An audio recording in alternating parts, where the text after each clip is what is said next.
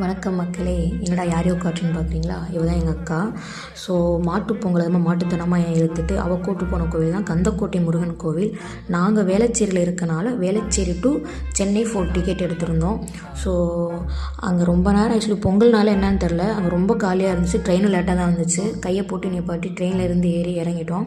So Chennai 4லேருந்து இறங்கினே வாக்கபுள்லேயும் போகலாம் and auto பிடிச்சி போகலாம். ஆனால் நாங்கள் ஆட்டோ பிடிச்சி தான் போனோம். ஆட்டோக்கு 70 ரூபா 80 ரூபா கேட்பாங்க.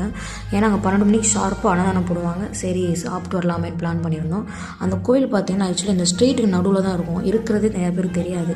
அண்ட் இந்த கோயிலோட ஸ்பெஷல் பார்த்திங்க அப்படின்னா வீட்டில் நடக்கிற பிரச்சனையாக இருக்கட்டும் அண்ட் மன கஷ்டம் அண்ட் முக்கியமான விஷயம் சீக்கிரமாக கல்யாணம்னு நினச்சிங்கன்னா தயவு செஞ்சு இந்த கோயில் வந்துட்டு போங்க.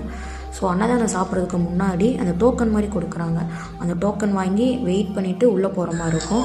ஸோ அந்த சாப்பாடு பார்த்திங்கன்னா சாம்பார், ரசம், மோர், உருளைக்கிழங்கு இதெல்லாம் கொடுத்தாங்க. சாப்பிட்டு ரிட்டன் வரப்போ அந்த மாட்டு தீவனம் அந்த சம்திங் அதை விற்றுட்டு இருந்தாங்க.